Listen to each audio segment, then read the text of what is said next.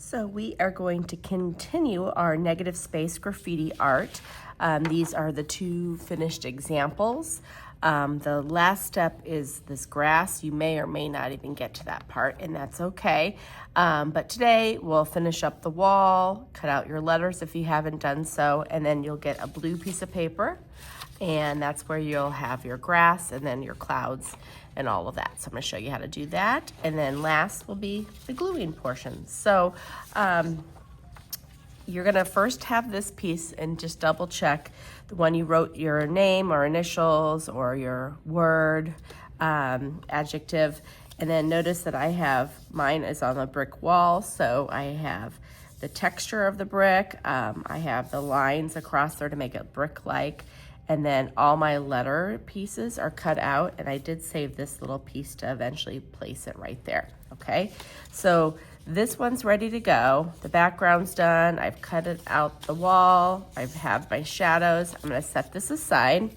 Then you're gonna get your blue piece of paper, write your name and class code on the back.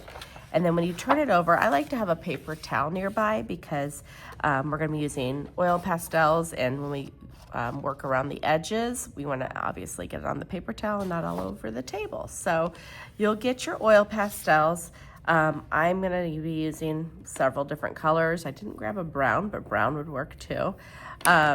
So to get this color, I use mostly green.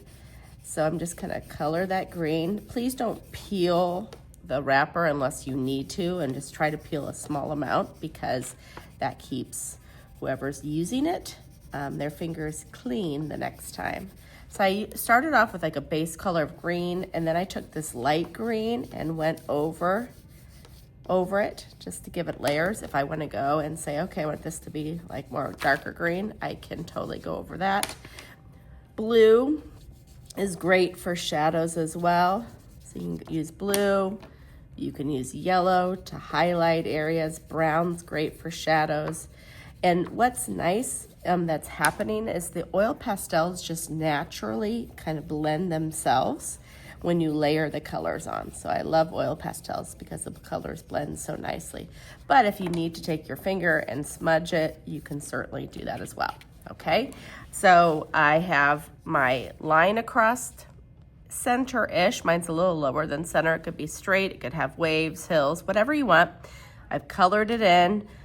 This is my grassy area, and then my cloudy area, I just use white. And my white, this one's pretty clean, but if it's not, you can take that paper towel and wipe the white piece on it. And then all you do is I'm just kind of creating my cloud. And as you know, formations are just, there's no wrong way. You see all kinds of formations. And just like before, I'm just kind of layering it. I can take my finger to smudge it. I want it to have like a darker, bottom, like you see sometimes on the cloud, like an edge. I can go over that. If you want it to be wispy and really light, that's fine too. So once your background's finished, you have your name and class code on it, you finished your grassy area, the clouds, make sure you put all your oil pastels back in the container, and then now we're ready for glue. So the glue bottles are where we've kind of omitted those. We have these containers, so I have enough for every table to have one, and then a couple sticks. If there's any dry glue on it like this, you can kind of bend it and peel the dry glue off and throw those wet pieces away. That works too. So I'm gonna take my piece here and I'm gonna glue the back. So I'm just gonna dip my little stick in there. And it's like, I always think it's like a nacho chip. You want to kind of drip it. You don't want to dribble it all over the table. And then I'll kind of turn it like this. So I've got glue on both sides. And you just need a thin layer of glue. So that was one dip.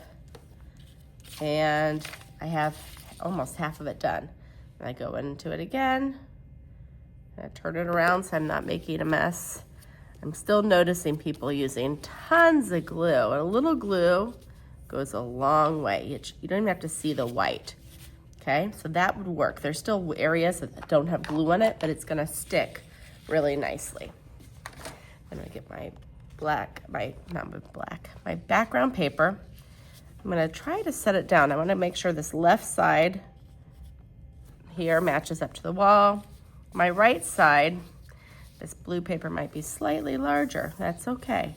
Then I'm just gonna make sure it all lays nicely, and then you're gonna have to take your fingers and kind of in your hands and like outspread your fingers so it sticks,